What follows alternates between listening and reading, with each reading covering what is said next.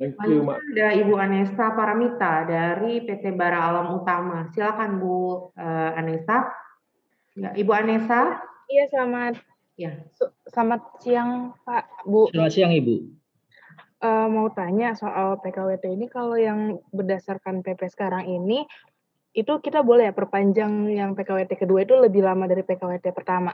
Misalnya yang pertama kita kontrak 1 tahun, lalu yang keduanya kita perpanjang 2 tahun, itu nggak apa-apa ya, Pak? Nggak apa-apa, boleh. Nggak diatur di undang-undangnya maupun di PP-nya gitu ya. Jumlah perpanjangannya gitu ya, sama jangka waktunya tidak diatur. Jadi bisa mau sekali perpanjangan atau 2 kali atau 3 kali atau 4 kali boleh. Mau perpanjangan kontrak pertama 3 bulan, perpanjangannya lebih gede 1 tahun atau 2 tahun, boleh. Yang diatur adalah jangka menyeluruhnya itu totalnya 5 tahun. Gitu. Untuk kontrak yang didasarkan pada jangka waktu. Kalau yang didasarkan pada selesainya pekerjaan tertentu, lebih enak lagi tidak dibatasi waktunya. Gitu ya, Bu. Ngasih. Ya, oke, Pak. Oke, terima kasih Bu Anessa. Selanjutnya ada Bapak Senggi ya dari Eka Cipta, silakan. Ibu Senggi ya? Ya betul, Ibu. Oh, Ibu, sorry. Oke, selamat siang semuanya. Sebetulnya sih ini ada pertanyaan yang sudah terjawab tadi, jadi saya nggak perlu tanya lagi untuk yang sudah dijawab. Mungkin saya akan menanyakan yang ada pertanyaan baru lagi gitu ya Pak ya. Oke, kalau misalnya seperti ini Pak, kita ada memberikan PKWT gitu, misalnya 6 bulan. Nah ternyata cukup dalam 3 bulan itu ternyata orang ini bagus gitu. Dalam 3 bulan dia sudah membuktikan kalau ternyata dia bagus dan kita ingin angkat dia menjadi tetap gitu. Nah itu apakah sisa dari kontrak yang belum dia jalani itu apa kita harus tetap bayar sebagai perusahaan atau tidak gitu. Lalu yang kedua, satu lagi apa nggak apa-apa ya? Iya.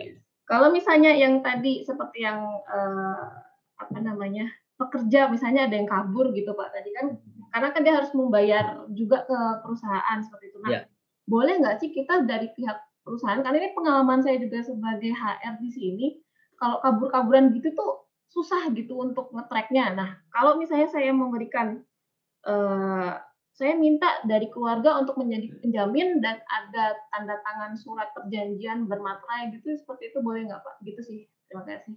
Oke. Nah, ini asik ini yang kedua.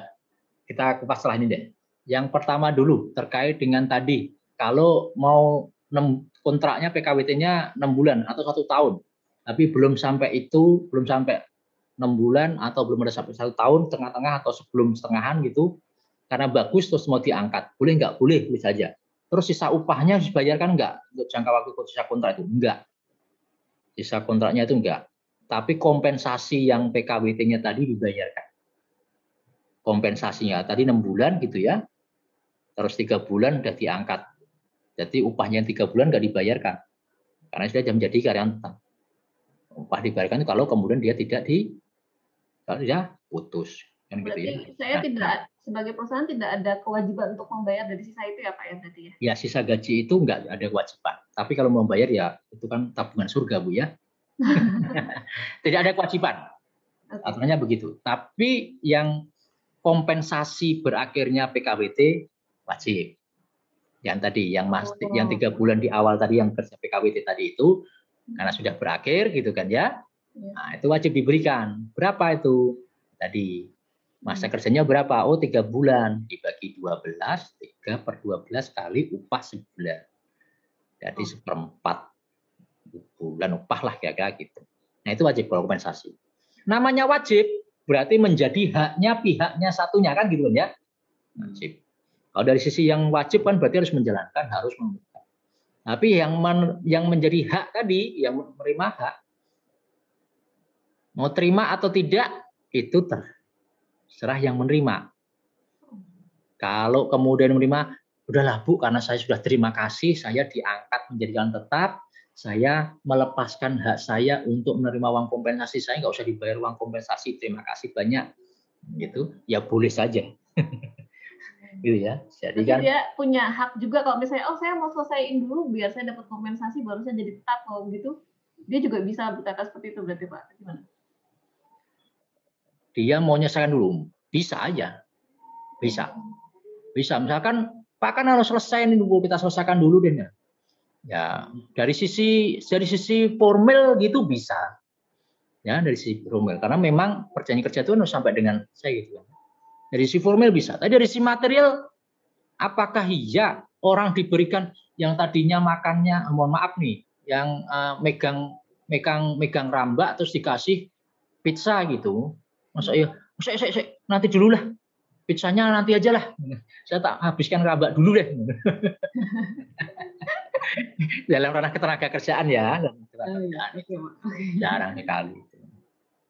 Tapi secara formal bisa. Kalau kemudian, karena memang sebenarnya perjanjian kerja itu atau suatu perjanjian itu bisa ditarik atau dirubah atau ditambah itu kan berdasarkan kesepakatan, gitu kan ya. Termasuk tadi gitu. Kalau kemudian harusnya 6 bulan terus baru 3 bulan sudah itu bagian daripada yang narik perjanjian sebenarnya. Putus ya gitu. Ini kamu karena bagus tak angkat ya. Oke Pak, siap Pak. Terima kasih kan gitu ya. Itu kan kesepakatan berarti kan ya. Dia diangkat mau kan gitu. Nah, atau merubah harus ada kesepakatan. Kamu tak angkat ya? Enggak mau Pak, saya mau jadi PKWT saja. Nah, hebat nih dia.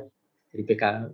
Karena Bapak Ibu, ini memang dilema baru nanti ya di dalam implementasi Undang-Undang Tenaga Kerjaan yang baru ini, implementasi pengelolaan tenaga kerjaan yang baru ini dengan perubahan Undang-Undang 13 dan aturan pelaksanaannya ini ya. Nah, bisa jadi loh nanti orang kontrak itu kompensasinya lebih gede dari orang tetap.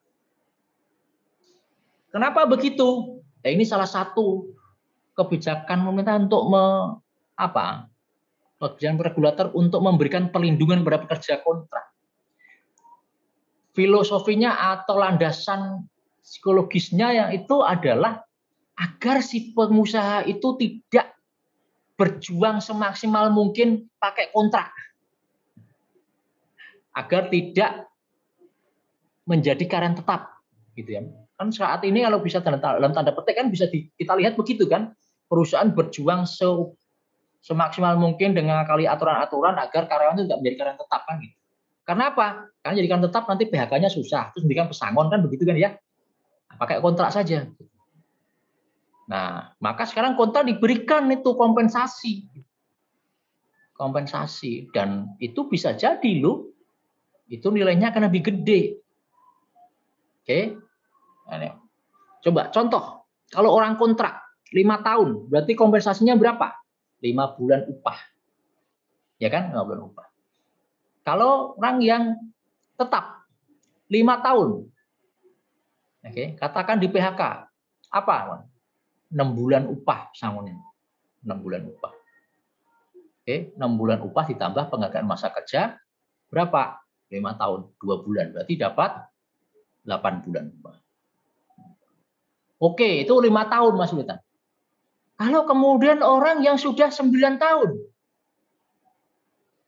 pesangonnya berapa? 9. Orang yang 12 tahun, pesangonnya berapa? 9.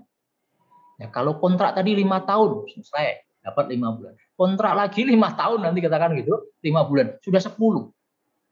10 bulan dia dapat 10. Lalu kemudian dia 12 tahun, dapat 12 bulan kan gitu kompensasinya. Ya, agak beda kan ya. Nah, ini yang kemudian itu tadi agar si perusahaan itu tidak melulu fokus agar karyawannya itu tidak menjadi karyawan tetap. Begitu pula bagi kepada psikologis kepada pekerja, agar pekerja itu nggak khawatir walaupun kontrak pun tetap diberikan perlindungan.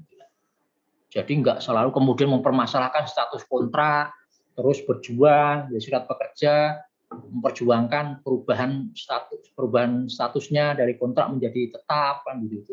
Kan banyak nih perselisihan ini yang demo-demo itu kan katanya mengubah kontrak itu PKWT itu kan. Gitu Bapak Ibu. Tambahan. Silakan lanjut yang lainnya, Bu. Oke,